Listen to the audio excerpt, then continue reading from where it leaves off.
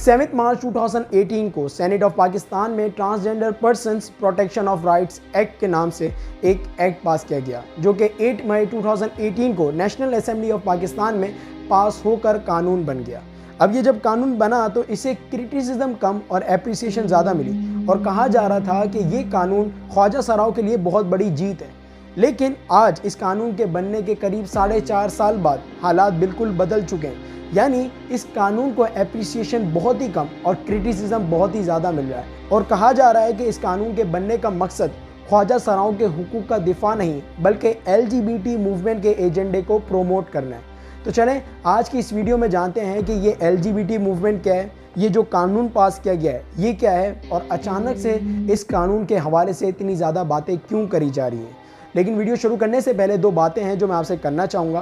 पहली तो ये है कि देखें, इस पॉइंट के बाद आप जो बातें सुनेंगे उसके अंदर सेक्सुअल और एडल्ट वर्ड्स और बातें शामिल हैं। और दूसरी बात ये है कि मेरा नाम फैज़ान रज़ा मारफानी है और आज की इस वीडियो में मैं आपका होस्ट हूँ। तो चलें शुरू करते हैं अपने पहले सवाल से कि ये LGBT मूवमेंट क्या है। तो देखें, LGBT ये 4 डिफरेंट वर्ड्स हैं जो 4 चीज़ों को रिप्रेजेंट करते हैं। यहाँ L से मुराद है लेस्बियन, G से मुराद है गे, B से मुराद है बाइसेक्सुअल और T से मुराद है ट्रांसजेंडर। अब ये सब क्या हैं तो इनको थोड़ा डिटेल में समझ लेते हैं। तो देखें, लेस्बियन से मुराद है ऐसी खवातीन जो हम जिनसी करती हैं, यानी सेम जेंडर के साथ सेक्सुअल एक्टिविटीज़ और सेक्सुअल रिलेशनशिप्स में इन्वॉल्व होती हैं और उन्हें मर्दों में कोई इंटरेस्ट नहीं होता। नंबर 2 गे। तो देखें, गे से मुराद है ऐसे मर्द जो दूसरे मर्दों के साथ सेक्सुअल एक्टिविटीज़ और सेक्सुअल रिलेशनशिप्स में इन्वॉल्व होते हैं, इन्हें औरतों में कोई इंटरेस्ट नहीं होता और ये जो सेक्सुअल एक्टिविटी होती है इसे होमोसेक्सुअलिटी कहा जाता है। Number 3 bisexual. तो देखें, बाइसेक्सुअल ऐसे लोगों को कहा जाता है जो इनकेस अगर मर्द हो तो वो मर्दों के साथ साथ औरतों के साथ भी सेक्सुअली इंटरेस्टेड हो और अगर औरत हो तो वो औरतों के साथ साथ मर्दों के साथ भी सेक्सुअली इंटरेस्टेड हो।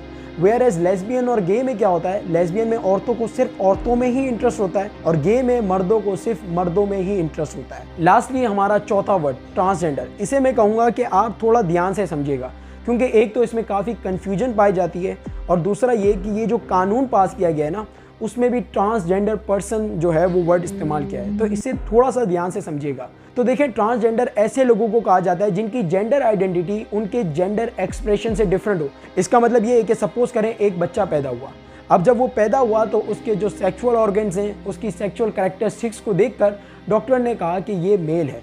लेकिन विद टाइम जब वो बड़ा हुआ तो उसको ऐसा लगने लगा कि यार ऑल्थो में अपीयरेंटली यानी मेरा जेंडर एक्सप्रेशन जो है वो मेल है, लेकिन मुझे अंदर ही अंदर ऐसा लगता है कि मैं मेल नहीं बल्कि फीमेल हूँ, यानी उसकी जेंडर आइडेंटिटी जो है वो डिफरेंट है जेंडर एक्सप्रेशन से। सिमिलरली ये डेफिनेशन फीमेल के केस में भी अप्लाई की जाती है, यानी कोई ऐसा बच्चा पैदा हुआ जिसको डॉक्टर ने कहा ये फीमेल है लेकिन विद टाइम उसे ऐसा लगा कि वो फीमेल नहीं मेल है। अब इस केस में जब कोई फीमेल से मेल में जाएगी तो उसे ट्रांसमैन कहा जाएगा और अगर कोई मेल से फीमेल में जाएगा तो उसे ट्रांस वुमेन कहा जाएगा। अब ये लोग दूसरे जेंडर जैसा दिखने के लिए, यानी कोई फीमेल है तो मेल जैसा दिखने के लिए और अगर कोई मेल है तो फीमेल जैसा दिखने के लिए वो उनके जैसे कपड़े पहनना शुरू कर देते हैं, उनके जैसी जो ड्रेसिंग है वो करना शुरू कर देते हैं जिसे दी क्रॉस ड्रेसिंग कहा जाता है। या इसके अलावा वो सर्जरी कराते हैं, यानी जैसा वो दिखना चाहते हैं उसके जैसे वो सब कुछ ट्रांसप्लांट और हार्मोन्स जो हैं उसे इंजेक्ट करते हैं। लास्टली इन लोगों में कुछ लोग ऐसे भी होते हैं जो ना तो ये आपकी सर्जरी करवाते हैं ना ही क्रॉस ड्रेसिंग करते हैं, बल्कि ये जैसे होते हैं वैसे ही रहते हैं, लेकिन अंदर ही अंदर क्या होते हैं वो दूसरे जेंडर को फॉलो अप कर रहे होते हैं। अब ये लोग जो भी हैं ये ख्वाजा सरा की डेफिनेशन में नहीं आते क्योंकि ख्वाजा सरा एक ऐसे शख्स को कहा जाता है जो कि पैदाइश के वक्त, यानी जब वो पैदा हुए तो उस वक्त वो सेक्सुअली डिफेक्टिव नहीं बल्कि सेक्सुअली डिफरेंट होते हैं। इनके पास sometimes male as well as female के सेक्सुअल ऑर्गन होते हैं, समटाइम्स मेल फीमेल दोनों के सेक्सुअल कैरेक्टरिस्टिक्स होते हैं, जिसकी वजह से कुछ केसेस में तो इनका जो जेंडर है वो डिफाइन करना बहुत ही ज़्यादा मुश्किल हो जाता है। और इसी डिफरेंस की वजह से इन लोगों को रिप्रेजेंट करने के लिए एक दूसरा वर्ड इस्तेमाल किया जाता है। अरबिक में इसे खुंसा कहा जाता है और इंग्लिश में इसे हेर्मोफ्रोडाइट या फिर इंटरसेक्स कहा जाता है। इसी के साथ अगर हम अपने दूसरे सवाल की तरफ जाएं कि इस कानून को इतना क्रिटिसाइज क्यों किया जा रहा है, तो देखिए सबसे पहले तो इस कानून का जो नाम है वही गलत है क्योंकि इंप्रेशन क्या दिया जा रहा है कि भाई ख्वाजा सराओं के लिए बहुत बड़ा काम हो रहा है, लेकिन टर्म वो इस्तेमाल की जा रही है जो इनको रिप्रेजेंट करने के लिए इस्तेमाल ही नहीं की जाती। इसके बाद अगर हम इस कानून में जो ट्रांसजेंडर की डेफिनेशन है, यानी ये कानून किन किन लोगों को रिप्रेजेंट कर रहा है, उसकी बात करें तो सबसे पहले तो ये ख्वाजा सरा को यानी इंटरसेक्स पीपल को रिप्रेजेंट कर रहा है। इसके बाद वो लोग जो पैदाइश के वक्त ख्वाजा सरा होते हैं लेकिन बाद में सर्जरी करवा कर वो एक स्पेसिफिक जेंडर को चूज कर लेते हैं, क्योंकि जैसा कि मैंने आपको बताया कि जब ख्वाजा सरा पैदा होते हैं तो उनके पास sometimes male as well as female दोनों सेक्सुअल ऑर्गन होते हैं, तो ये सर्जरी करवाकर अपना एक ऑर्गन जो है उससे बिल्कुल ख़त्म कर देते हैं। ऐसे लोगों को इंग्लिश में यूनेक कहा जाता है और ये जो प्रोसीजर है इसे उर्दू में खस्सी करना कहा जाता है। लास्टली ट्रांसजेंडर, जिस पर हम पहले ही बात कर चुके हैं कि ये लोग ख्वाजा सरा नहीं होते, तो इन लोगों को यहाँ पर इंक्लूड करना और इम्प्रेशन ये देना कि सिर्फ ख्वाजा सराहों के लिए बहुत बड़ा काम हो रहा है, ये गलत है। इसके बाद जो एक और बड़ी चीज़ है जिसके ऊपर सबसे ज़्यादा क्रिटिसिज्म किया जा रहा है वो है सेल्फ आइडेंटिटी। इसका मतलब ये है कि इन केस अगर किसी मर्द को लगता है कि वो मर्द नहीं बल्कि औरत है और किसी औरत को लगता है कि वो औरत नहीं बल्कि मर्द है, तो उसे कुछ नहीं करना। उस इंसान को सिर्फ और सिर्फ नादरा में जाना है और अपना नाम जैसा उसे लगता है, अगर कोई फीमेल है उसे लगता है मेल, तो वो अपना नाम फीमेल से बदल कर मेल रखवा सकती है, और अगर कोई मेल है तो वो नादरा के ऑफिस में जाकर अपना नाम मेल से फीमेल रखवा सकता है। अब ये बात इतनी बड़ी बात क्यों है? तो देखें, आप इस पॉइंट को, आप इस बात को चोर दरवाज़ा कह सकते हैं। देखें, ऐसे अगर पाकिस्तान में दो मर्द या दो औरतें आपस में शादी करना चाहें तो इस मुल्क का ना तो कानून इजाज़त देता है और ना ही इस मुल्क का जो रिलीजन है, दीन इस्लाम, वो भी इसकी सख्ती से मजम्मत करता है और इसमें तो ये सारी एक्टिविटीज़ हराम है। लेकिन अब क्योंकि ये कानून जो पास किया गया है वो एक मर्द को औरत बनने की और एक औरत को मर्द बनने की इजाज़त देता है और उनके जो राइट्स बनते हैं उसको प्रोटेक्ट करने की भी जिम्मेदारी लेता है, तो भाई इसका इस्तेमाल करके ये लोग जो हैं वो इस कानून से, इस मुल्क का जो कानून है उससे आज़ाद हो चुके हैं। अब लास्टली अगर हम अपने तीसरे क्वेश्चन की तरफ आएँ कि भाई अचानक से ऐसा क्या हुआ है कि इसके ऊपर इतना ज़्यादा बात करी जा रही है, इसे क्रिटिसाइज़ किया जा रहा है, तो देखिए सबसे पहला रीज़न होता है अवेयरनेस।